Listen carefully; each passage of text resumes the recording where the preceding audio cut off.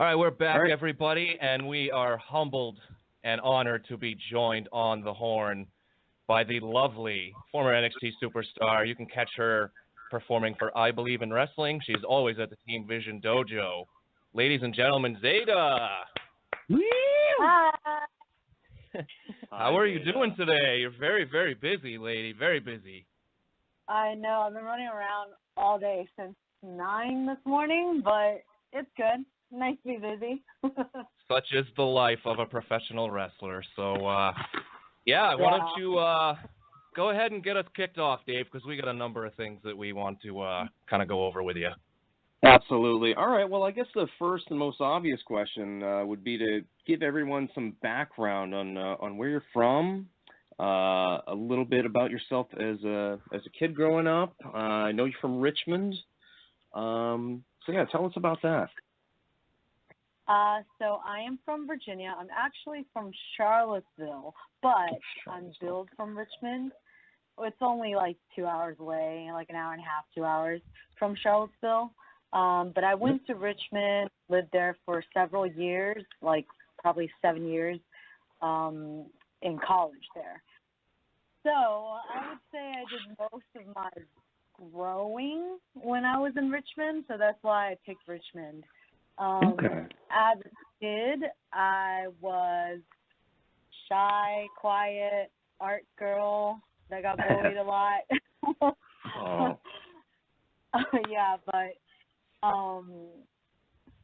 Then I actually grew up watching wrestling with my grandmother. She was super into it, and she didn't know any English, so I actually didn't really learn English till I was 6, even though I was born in the United States. But I just remember watching wrestling but not really understanding it and thinking to myself, like, man, I wish I could do that.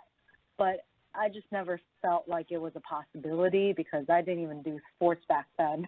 And so as I got older, I also thought, like, to get into WWE, the only way would to be like a Olympic wrestler or to be like a state championship winner at least in wrestling. And I didn't know the difference of amateur wrestling and professional wrestling. I thought it was all the same. So then when my grandma passed away in my teens is when I kind of stopped watching wrestling. And because that was kind of like our thing, you know. So I was kind of sad and stopped watching it. And when I went off to college, I wanted to do some type of self-defense. And I wanted to join the wrestling team, but wasn't able to in middle school because I had to go to boarding school for a little bit, and they told me that girls were not allowed to wrestle. So in college, I wanted to do wrestling, but of course you can't just jump onto a wrestling team without having that background. So I ended up doing Brazilian Jiu-Jitsu because it was the closest thing to wrestling. And through that, that's what ended up taking me through my MMA career, which ended up coming full circle and got me into pro wrestling. So it's just funny how things came around. Yeah, so let's talk about that a little bit because that actually segues into our next question. Like you just said, you did some mixed martial arts with a wide range of disciplines, you know, outside of Brazilian Jiu-Jitsu, and you actually have a 2-0 career record. So what exactly was it about the MMA that kind of drew you in? Was it to get into wrestling? And, like, you know, is that something you'd consider doing again now that you're, you know, out of the WWE? Actually, it was a 4-0 record, but the internet's kind of wrong. But yeah, I don't know if I would go back into it now that I am older, and I wasn't very smart about my training back in the day because during that time when I started in 2007, 2008, it was still very new. Like, MMA was just starting to really become popular, and no one really knew how to train. They just had that tough guy mentality where if you're injured, you just keep training on it. Like, you keep training on it until your arm is, like, broken off. So I actually fought my first fight with no ACL, and then my knee popped out during my first fight, and I just had to pop it back in and keep going. And then my second fight, I fought with 3 torn labrums. And so my body's kind of messed up. I don't know if I want to go back to doing that. I enjoy it a lot, but as a career, not really sure. And just how MMA, the market is right now, it's changed a lot. I feel like they went and had their peak for a while, and now it's kind of come down a little bit. So after all that, I've always enjoyed art. Like, art is my life. And I didn't understand martial arts as a kid, and I didn't really view it as art until later on when I got into it. So I really enjoy it, but it's still 2 different sides of the spectrum when it comes to art. It's more of a very physical art. And I love all types of art. So the problem is trying to balance my schedule and do everything. You can only do but so much, and having to do a lot of stuff that's very conflicting of each other, such as being in acting or modeling, in music, having to be in front of people. Obviously, I can't just show up with a broken nose or a black eye. So, Right. yeah, so during that time, when I was in college, I was pursuing MMA, but my job, like my moneymaker, was modeling. So it was very tough for me to try and balance the two, because I remember after my first fight, I had a black eye, and then 2 days later I had a commercial to shoot. So I had to put so much makeup on just to do that commercial. So, yeah, realistically, it is, even though it's very related, it's a little bit too opposite of each other. And pro wrestling is what made me realize this is the most fitting career for me. You can't really be messing, with the moneymaker either, Yeah, like, I really don't want to keep getting punched in the face, and like, it's fun sometimes, but not all the time, and not when I have other things I have to do, when it's other things are my moneymaker. So professional wrestling, yeah, that still happens, but it's a nice balance of everything, and I want to be able to pursue all my passions at the same time, and this is just really what I fell in love with and feel is the most fitting for me after my whole life of trying to figure out which route of art to take. And now I get to do all of it. So I'm going to stick with professional wrestling. That's great. And as you just mentioned, your artistic side, whereas you've done modeling and singing, do you find yourself being able to translate that into your wrestling career? Do you mix that in, or can you at all? Yeah, definitely. I felt restricted before, but now that I'm a free agent, I'm gonna do everything that is a part of me, because that's what makes me different, is having all these backgrounds. And like, the way that it happened, it's just very hard to duplicate in someone's life, because I feel like the reason why I ended up accumulating all these backgrounds is just because of the way how my life ended up being. So that's what makes me different in that aspect. So I'm going to try and incorporate everything together in a way where it makes sense to the audience. Absolutely. Yeah, and for any of the guys out there, I would highly recommend following Zeda on Instagram, because if you're like me... And I do like the ladies, I do. Definitely a nice follow, and I'm the only single guy on the show, so thank you, Zeda, from all of mankind. All right, let's we'll get away from that before I get myself into trouble, but we'll talk back about the squared circle. So obviously, you know, unless people are like really in tune with kind of like the indie circuit and all that kind of stuff, they're really going to know you from WWE. So kind of take us back a little bit when you really got your big break, and you can correct me if I'm wrong here because we all know the internet. Supposedly last January when you got brought in with Sage Beckett, Kimberly, and now known as Ruby Riott. Kind of tell us a little bit about how that, you know, happened, like who you spoke to specifically, and just, you know, the whole opportunity there. So yeah, I came January 2017. So basically, like I said, it was through my MMA that got me to WWE. I did like a few weeks of training over at Greg Jackson's in Albuquerque.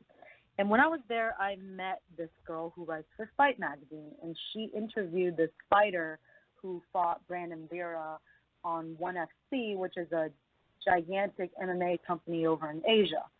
So the guy added me on Facebook because we had a bunch of mutual friends, and he never said anything to me for like 4 years. So I was just like, all right, whatever, just added him because of mutual friends. He was creeping like I do on your Instagram. Yeah, but the cool thing is, like, it's crazy how it gave me this opportunity because I never thought it was possible to even get into WWE. Like, my mindset was still like, okay, the only way you could get in is be an Olympic wrestler or win state championships. And I was neither of that. So he ended up contacting me out of nowhere and was like, you know, I've been watching you train, and I think you'd be great for WWE. If you want to try out, let me know, and I'll try and get you a tryout. And I was like, really? Okay, yeah. I was all for it. And then I started training, and when I was training for the tryout, I was training as a MMA fighter, still doing all the, like, jiu-jitsu and MMA type training and doing the strength and conditioning and all that. And it was actually, the funny thing was, the strength and conditioning gym that I went to in LA, it was right down the street from Santino Brothers, Brian Kendrick's school. So I told my coach I was training because he thought I was training for MMA, but I was like, no, I'm actually training for WWE. And he goes, oh, you know there's a pro wrestling gym down the street from us, right? And I had no idea that people can even train to be a pro wrestler. I didn't even know there were schools available for that. So I was like, what? You can actually get professional wrestling training? So I went there before my tryout, and thankfully, like, I did that and learned all the stuff I needed to know and got through the tryout, and that's how I ended up being in WWE. And everyone that was there pretty much had a indie background, so I feel very fortunate to be picked out of those people. Awesome. Hey, tell us a little bit about that performance center and what it's like to walk into a state-of-the-art facility every day.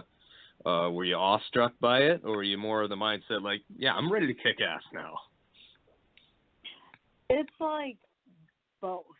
So, of course, the first day that I was in there, I'm just like, oh my gosh. And then the second day, same thing, and so on. And then I'll have that mindset where, like, okay, I'm ready to kick ass. But after a while, even after being there for a year and a half, there'll be moments where I just come in and I'm just like, oh my gosh, I'm a fucking WWE wrestler. And I'm just like, it's just like hard to believe still. And there'll just be like moments because it's very routine there, and your schedule's pretty much the same every day. So you get in that routine mindset where you're like, all right, I'm coming in here today, and then I have to do this, do that, and you have to remind yourself, like, all right, you're in here, and there's a bunch of people you're competing against, So you have to always be on your A game all the time. Oh, yeah. So just having that set, I write posters and little pieces of paper in my room, like just as a constant reminder to keep my head in the game. At the same time, yeah, I'll still be an awestruck when I go in there. Especially when I'm talking to people outside of NXT, like my friends who watch wrestling. He's just like, man, my favorite wrestler is Shawn Michaels, and I'm just like, Shawn Michaels is like in the PC like regularly. I see him on a regular basis, and just realize how lucky I am to be in there and just see all these people all the time, like it's normal, but it's not. Just the everyday for you, you know? Yeah, it was crazy. So, yeah, I still get those moments. It's just every day, back and forth. Just kind of a quick sidebar off that. Was there like someone in particular that you met there, and you kind of like? I had interviewed Dynamite Dee Dee, which you probably know her, a couple of years ago, Yeah, and for her, it was like, when I met Roddy Piper, I like marked out. Was there like someone specifically where you were like, holy crap, I'm talking to so and so? Well, like I said, I had stopped watching wrestling in my teens. So I wasn't really too aware of who was wrestling at that time. But I feel like that's kind of a good thing. Otherwise, I would have probably looked really stupid just looking at them all starstruck. But I think the only time where I kind of felt, actually a couple times, where I felt like, oh my gosh, would be when The Undertaker was in there. Because he was wrestling when I was a kid. So as a kid, I remember him. But all the newer guys that came around, like, I didn't know as well, or I wasn't, like, too informed on them. I would see them on TV here and there, but except for John Cena, because he ended up doing movies and stuff like that. So I was aware of him. So when he came in, I also had that, oh my gosh, type of feeling too. So those would be the two people. Yeah, for me it was, I've met quite a few of them at just like meet and greets and stuff like that, and Dave was actually there. And the only time I was ever like, excuse me, sir, I'm not worthy of talking to you, was when I met Sting, and I was just like, that was the one for me because, same thing, grew up watching him as a kid, he was my favorite, so I can totally understand. So let's talk about your debut a little bit. You got to debut on NXT last May, on top of the Mae Young Classic. And just kind of tell us a little bit about, that Full Sail University atmosphere, because it comes across on screen like, man, I would really love to go to a show there. It is actually very cool. So it's not like a gigantic arena, but the people that's there, they are like 100% all about it. Like, even though it's not like thousands of people in there, it feels like thousands of people. It's a nice, intimate setting. Every seat in the house is an awesome seat, and the fans are just so into it. And the lighting, I'm really big on lighting, by the way. So lighting is like very important. So the lighting, like, it's just giving you that overall feeling, the top-notch equipment, and everyone running around trying to get this done and that done. I feel like I'm on a movie set, and it's like that every month over there, and it's just amazing and crazy at the same time. It's hectic. It's very hectic, but it's like organized chaos. Oh, yeah. So, absolutely. Yeah, every time I go in there, it's a different feeling. Like, of course, being in live shows, it's cool. It's very cool. But being there at Full Sail, it just feels like you're on such a big stage, and just knowing that it's going to be taped for the whole world to see. Mm-hmm. like a lot of butterflies and a lot of excitement and just mixed feelings all together. Oh, I believe it. So you had a few opportunities in NXT and some on television, but primarily you competed in tag matches and battle royals. Were there any plans for you to be seen more that you're aware of, or at least some ideas being tossed around there? No, they don't tell us anything. Keep you right in the dark. Yeah, they don't tell us. Like, Lindsay can confirm that too. Yeah, like I literally don't know anything until I show up, and they're like, "Hey, you're gonna be in this match." I'm just like, "Oh, cool." Like, I don't know anything. It's until last second. I'm sure if it was someone like, like Aleister Black or, someone who's like on NXT TV regularly, yeah, they're going to let them know ahead of time. But since I wasn't there yet, they don't tell you anything. Yeah, they probably just want to throw you right to the wolves there. Yeah. See how you do. But even like Cedric, he didn't know that much either. Like, they tell him stuff last minute. That's just kind of how it is. They just tell you stuff last minute. Yeah. Understandable. All right, so you can correct me if I'm wrong here again, Internet. We all know how that works. But reportedly, you didn't get to compete for NXT since March. That might be wrong. Was there like any kind of an injury in play, or like, do you know what the reasoning was for them not really using you that much? Especially during that time when they were really losing, a plethora of people to the main roster. It just seemed like there were spots there when they could have got you in. Yeah, unfortunately, I was injured. I got injured in February during one of my matches in Orlando, and that put me out for a while. So I had a shoulder injury. Was there like any kind of like a surgery involved there, or was it just like kind of a rehab thing? No, it was more of a rehab thing. So the shoulder, it's been injured before. It was injured back in November 2017. So basically last year, like, it got injured, and it put me out for like months, like 4.5 months. And I separated my shoulder, and it just so happens to be the same shoulder that I had my labrums torn, and I had a shoulder surgery on that shoulder. So that shoulder is already messed up from my MMA career before. So it just got re-injured shortly after, and then that took time to heal. Yep. So we've all seen a glimpse of how these releases go through WWE Breaking Ground on the network. So tell us a little bit about how that played out. Was it Canyon Seaman that you spoke with, and what was the reasoning there? No. So Canyon, he isn't on site during the releases, but he is one of the main people who have to go and have the decision because he's the money guy.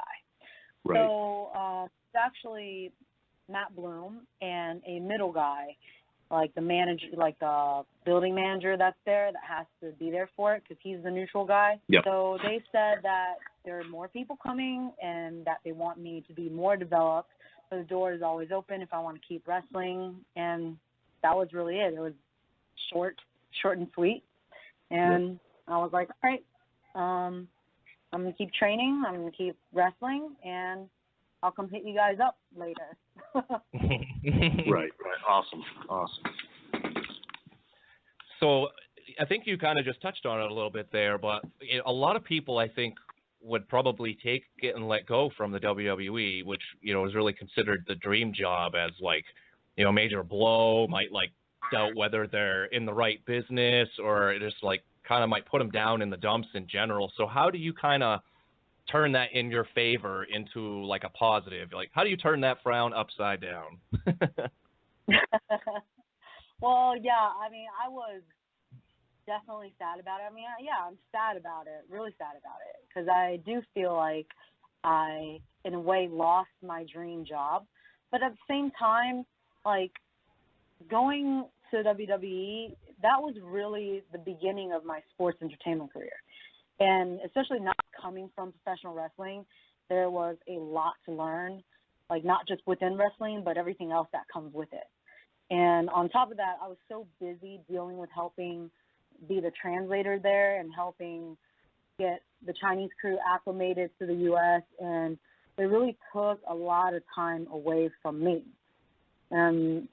Plus, there were many restrictions there of what I can and can't do. So I think just not understanding how that all worked and trying not to step over anyone's toes was the hardest part about it. And I feel like going through it, I learned a lot. And although like I'm happy that I got to experience being there, part of me kind of wished on the indie scene so that I'd be better prepared for everything in the PC. But, you know, things happen for a reason, and I think the reason why I'm taking it so well is because I know now I don't have those restrictions, and I don't have to feel like I'm walking on eggshells or feel like I have to do things for other people all the time, and can finally just focus on myself and my wrestling career.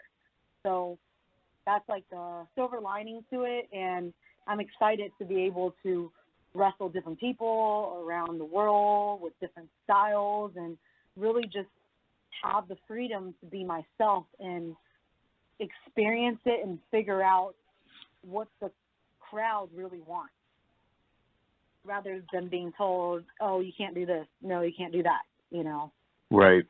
Exactly. Yeah, I think we've heard a lot of that. I've seen some interviews recently. They might be a little bit older, but guys like, you know, Sami Callihan and Simon Gotch, they always kind of touch on, you know, being restricted and things of that nature. Do you, so since being let go, we've seen, you know, other people that have been let go come back, and, you know, like Drew McIntyre and, you know, EC3 are great examples. Does that kind of give you, like, some inspiration of, like, you know, this is definitely like an avenue that if I work hard enough, I can get back in? Yeah, I mean, I feel like it, I mean, I wouldn't trade the fact that I got to go there first, but part of me feels like the people who did well on the indies, whatever they have for their character that got them over, when they go to WWE, they get to keep that. They're not going to make them change who they are. So they're just going to accept you for who you are. But if you don't have that background and you go in there, they tell you that you can't do this because someone else has that. You can't do that because someone else is doing that. So at the end of the day, you're left with not much to choose from. So I feel like I need to go out there and get over on my own. And then when I come back, I'd have more say of who I want to be. Absolutely. So we understand that you we have a masked mutual friend in Lindsay Dorado, who actually stayed over at my house one night in Maine when we got him to come up for one of his last indie shows before officially signing with WWE. But could you? Yeah, it was really, really cool.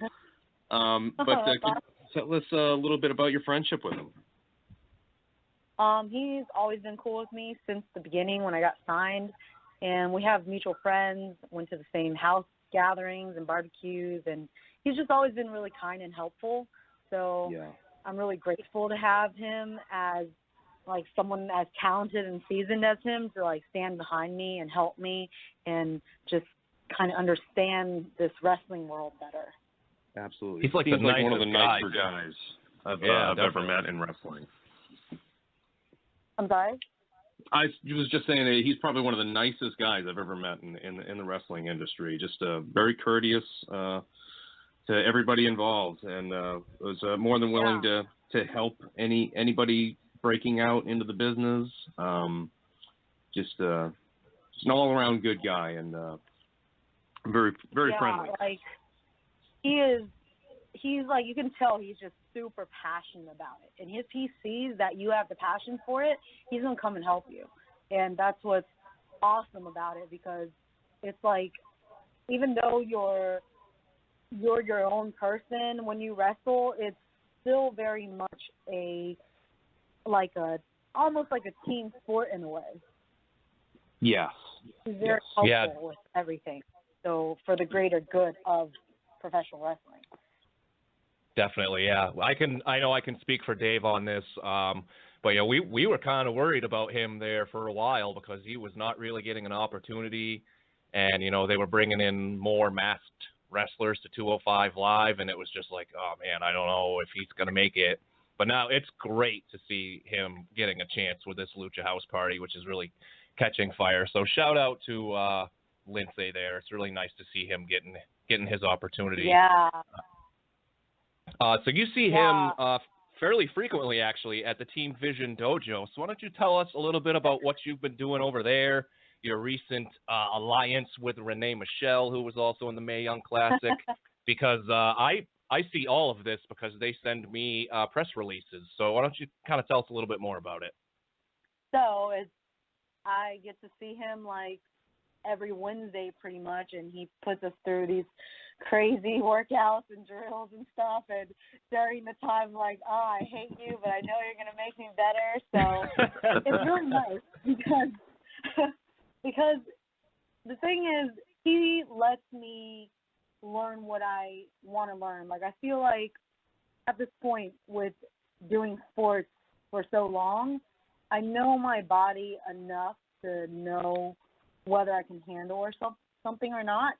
And so it's just nice to be like, hey, can I learn to do this, or can you help me with this? And he's all for it, rather than, I'm not really sure, that sounds a little dangerous, or, because of course I understand why things can't always be like what you want at the PC, because they have to, you're an investment. They're worried about you getting injured and everything like that. But at the same token, like, I know my body well enough to know what I can do and can't do. So it's just nice to be able to be like, all right, I know I need to develop here. I know I need to work on this, and I want to work on this, or I want to get better at this. And he's always willing to help me with that and trying to find ways around it to get me better. If I don't understand it, he'll find another ways until I understand it. So that's been really nice. And Renee, I've been friends with her since the Mae Young Classic. So we met there and just like really hit it off the whole time. And when I'm there training, she comes and trains with me, and it's really nice, especially for like her background and how long she's been doing it and her successes. And it's just great to have good people to train with. So I feel like I finally get the attention I need to become better as a wrestler. Absolutely, yeah. We've seen him rub shoulders with a lot of, not necessarily like younger people, but he's always willing to help. That last match that we, actually Dave's wife had helped him get booked on, that was with Flip Gordon, who is doing, huge things now. So he definitely has kind of a wide reach, I think, and I don't think a lot of people really, hear about it that much. Yeah, I guess he's just more under the radar, maybe. He like, of course, everyone wants to get help by someone that's so great, but at the same time, like, he's also kind of selective at the same time, because he has to be. There's only but so many people, and if he sees that you really want it, he's going to take the time to help you. Absolutely, yes. The Lucha House Party, I don't want to call it disease because that sounds bad, but the virus is spreading for sure. So before we get you out of here, Zeda, that's pretty much all we got. I touched on it a little bit with the Instagram, but, where can people follow you on social media? What kind of shows do you got coming up next? Where can they just kind of take in all that beauty in person? Thanks. So yeah, my Instagram is Zeda_Zhang, ZEDA_ZHANG, and also my Twitter, the Zeda Zhang. And I just started a Facebook page, so it'd be easier to keep up on my show dates, and also my posters and merch and all that. So it's facebook.com/the Zeda Zhang. Go ahead and go pick up a poster over there, guys. If you end up putting it above your bed, don't tell her about it. Right. Absolutely. Well, thank you so much, Zeda, for spending some time with us today. You know, we really do appreciate it because you are very, very busy. So, you know, we look forward to maybe hearing from you again, and I definitely will be seeing what you're up to as the Team Vision Dojo is keeping me in the loop on you. Exactly. And I hope I see you on the indie scenes there up in Maine here pretty soon. Yes, Randy Carver, get on that. Yeah, my schedule is like booked all the way through to like November, so I'll definitely be around. Good. No messing around there. Nope. Thanks so much. It was really nice talking to you guys.